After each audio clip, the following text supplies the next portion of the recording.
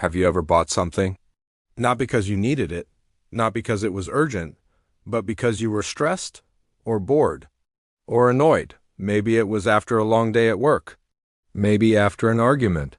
Maybe just scrolling in bed thinking, I deserve this. That's not a budgeting issue. That's emotional spending. And today I'll show you how to stop it in 5 minutes using psychology, not willpower, let's be honest. Most people don't overspend because they're bad with money. They overspend because they're trying to regulate emotion.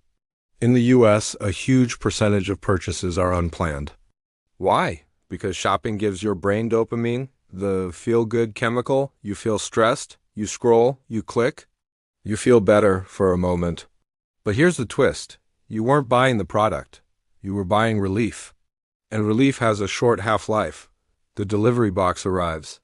The excitement fades. The credit card statement shows up, and now you have the original stress. Plus financial guilt, that's the cycle. Most advice says, just have more discipline. That doesn't work.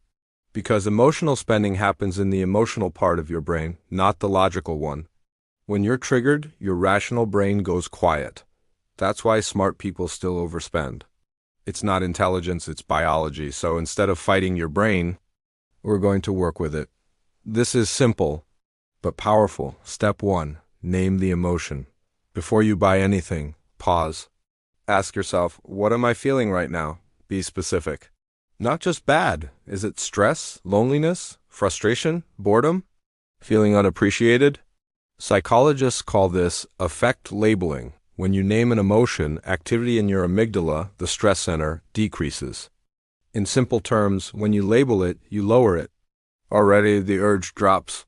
Step 2, the 2-minute neutral pause. Set a timer for 2 minutes. During that time, don't scroll. Don't compare reviews. Don't open new tabs. Just sit. Impulse spending is urgency, but urgency fades if you don't feed it.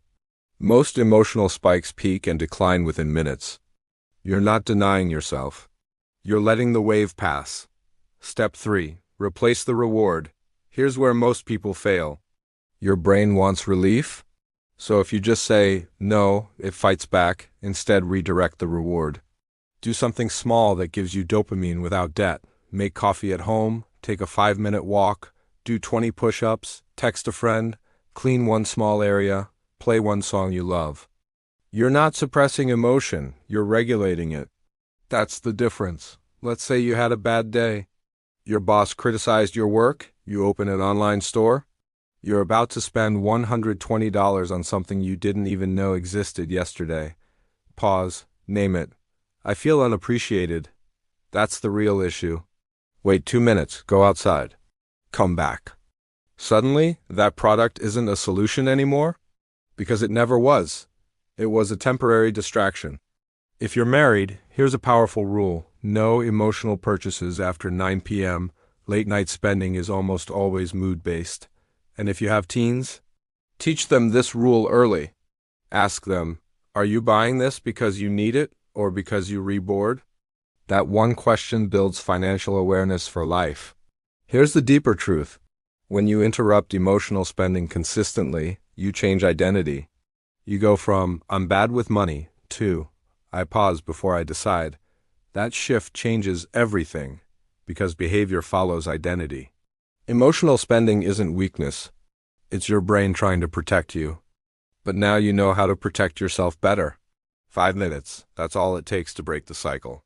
If you've ever bought something just to feel better, comment, aware, let's stop funding emotions and start funding our future.